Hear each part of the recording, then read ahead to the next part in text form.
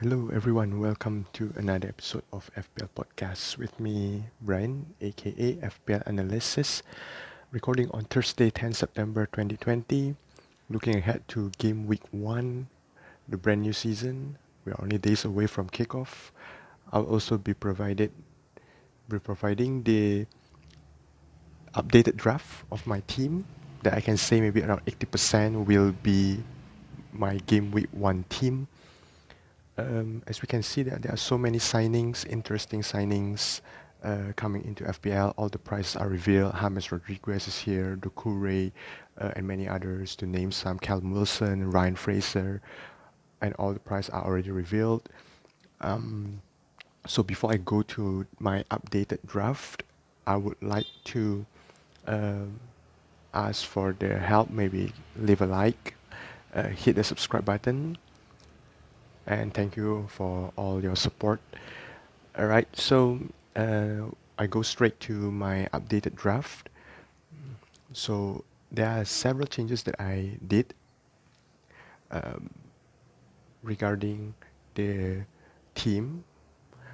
So I will go through one by one and tell you maybe the reasons behind my pick. So the first one, I go with my goalkeeper. My goalkeeper, I finally landed choice on Matt Ryan and Christian Walton. So two Brighton goalkeepers. The reason behind is because I do not want to have any problems or confusion as to this goalkeeper transfer. I don't want to waste my time on the or waste my transfers on goalkeeper transfer. That's something that maybe a lot of FPL managers want to avoid. That's why many of them probably go with a set and forget goalkeeper. So I decided to go with Matt Ryan and Walton with a combination of 8.5. I will be guaranteed to have a starting goalkeeper every single week in, week out. And I've gone to see the fixture from game week 1 all the way to 16 because that is the deadline for our first wildcard. And Brighton has got some good fixtures, I can say, for game week 1 all the way to 16. I know that they are fighting against some tough matches, of course, the likes of Liverpool, Chelsea, but with the presence of Ben White coming back from loan from Leeds, I think that could strengthen the Brighton's defense in general, and that could mean points or save points at least from Matt Ryan. I have the feeling probably, if I can say this one, that maybe Matt Ryan could be this season's Nick Pope, so providing us with a great value in terms of the goalkeeper position.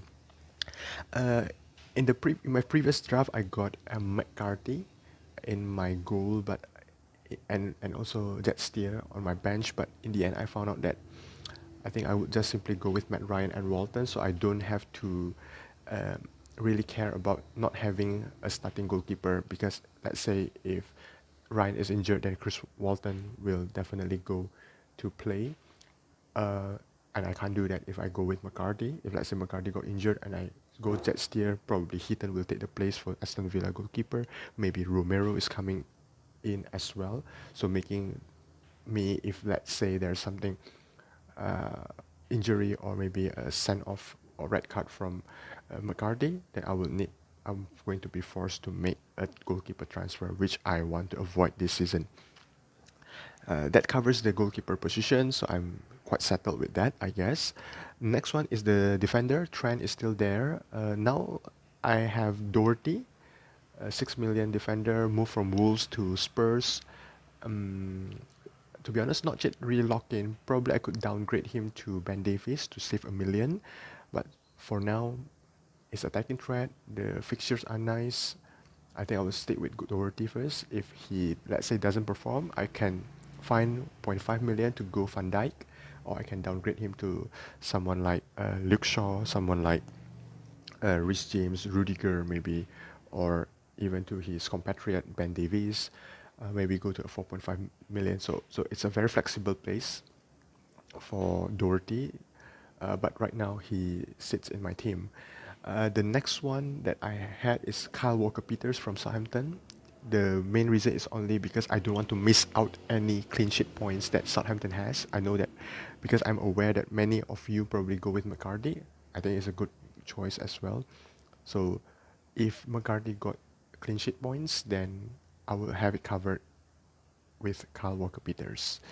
That's the reason why I go with KWP in my defense.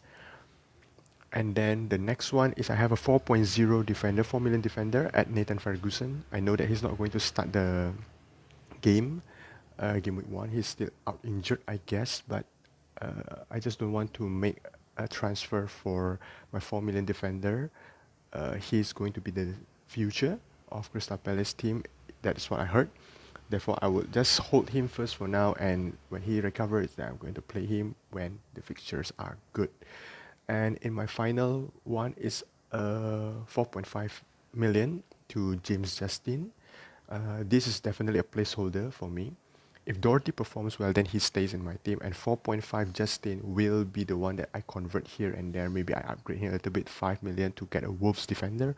Maybe I can swap him to, let's say, Ailing or Dallas or Konsa from Aston Villa when the fixtures are nice. So this Justin is a placeholder for me. It can change to anyone as the season goes. So that is the reason why I go with that one. Um, Moving on to my midfielder, Aubameyang, Salah, they are locked in for game week 1 and 2 at least. At least for Aubameyang, the first two game weeks will be there. Um, and then I go with Son Heung-min, another big hitter, 9 million from Spurs. I can see the Spurs fixtures are quite nice. Therefore, I start to go with Son, and he got some form to prove as well during preseason. I could still downgrade him to Ali, who also has a lot of good performance during the preseason. He's only 8 million, so I can save another million in my bank. But so far, it's still Son that I want instead of Ali. But let's see how Ali performs. Son performs.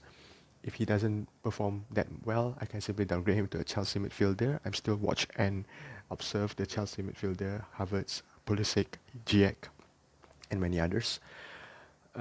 So it's also a very nice placeholder as well. I can upgrade him a little bit to maybe Bruno or whoever it might be, and then I can downgrade him a little bit to 8.5 or 8 million midfielder. And next one is Rashford. I know that he has a blank in game week 1, but I don't want to waste a transfer to bring in Manchester United asset. Therefore, he will stay in my team for game week 1, stay on my bench. Not going to start him. Uh, yeah, could go to Greenwood, but the starting place is actually not as secure as Rashford, and he's also a differential, only 6 point something percent of ownership, so he could be a good bargain in terms of differential in Man United asset, in my opinion. And then for the last spot in my midfielder, I got 5 million midfielder. At the beginning, I got Suchek, but in the end, I go with Jeff Hendrick from Newcastle, 0.1% ownership, proper differential. I think with I know a lot of you maybe go with Saint Maximin. I think he's a good pick. I wish if I could have a point 0.5, probably I could upgrade Hendrick to him, to Maximin, but then so far I will just hold with Jeff Hendrick still. That covers my midfielder. And for the forward line, I don't have any Werner, I don't have any Ings or Jimenez. I go with a 7 million Dominic Calvert-Lewin, DCL. Mm, the main reason is because he's a differential, 5 point something percent if I'm not mistaken, as the moment of recording. And with the signings that Everton made, like James Rodriguez coming and then Doucouré and Allen, I think that will boost the chance for Calvert-Lewin, DCL, to perform quite well. And Everton got a nice opening as well, aside from the match against Tottenham, which is quite big. But other than that, it will be a good run of fixtures, and I think Calvert-Lewin has something to prove. And he doesn't prove, I can simply downgrade him to 6.5 or 6 million forward, or I can upgrade him a little bit to 7.5 or even 8.5 million. I can find a million and a half to bring him somebody like Ings or Jimenez if he doesn't perform well. So, but for now, I think I have a feeling that DCL is going to perform quite well with the help of James Rodriguez and then Doucouré and all the new signings that Everton just made. So in terms of attacking options, I think Everton is one of the teams to watch. And the second spot goes to Mitrovic. I think this is quite locked in. Mitrovic will play most of the matches for Fulham. He is where the goals will come from. He's a goal getter. He takes penalties as well. So I think he is locked in there for 6 million. And the last one is a 4.5 million Keenan Davis. Hoping for Ryan Brewster to move on loan so I can go to Ryan Brewster. And I'm also waiting for the Ollie Watkins, the new signing from Aston Villa. Looking at the price first, probably he could be my third striker, depending on the price. If he comes at 6 or 5.5, maybe not. But if he comes at 5 million, maybe that could make me think to bring him into my team as the third striker spot. So with that squad that I just mentioned just now, I got no money in the bank, zero. So that's 100 million squad there for my first game week. Currently quite locked in already. Um, my current thinking is for game week 2, I will not do any, I won't be doing any early wildcard. And I plan to bank my transfer in game week 2 so that I have 2 free transfers later on in game week 3 and make a switch. I think this will be a popular pick, popular transfer as well in game week 3 is to move out Aubameyang to KDB. So I have a City asset for a less 0.5 less and see whether I bank the other transfers. So I have two transfers come game week 4 or whatever thing. But that is my plan. So bank transfer in game week 2, transfer out Aubameyang for KDB in game week 3. And in terms of the captaincy for game week 1, I'm still a coin toss between Salah or Aubameyang. I think those who wants to go with Jamie Vardy maybe or I think I can't look past these two. Maybe Kane if you have or Son if you're brave enough. But I think I can't look past between these two, Salah and Aubameyang. Currently, my armband is on Salah. I have the feeling because he got a home match against Leeds United, and Fulham has just signed a new goalkeeper Areola, which probably will be playing. Therefore, that makes the defense become a little bit stronger. Therefore, I fancy Salah to do well. I know the preseason form has not shown any of that, but I think those who want to captain Mane, it's a viable option as well. But for me, I think I will go Salah this game week, and vice captain is on Aubameyang. Yeah, so I think that's all that I want to tell in this podcast. Leave a like button, hit the subscribe button, comments below about what your plans are, and until then, good luck for game week 1. I'll see you guys in the next video, hopefully for the game week 1 game week 1 review, and also game week 2 preview. Cheers.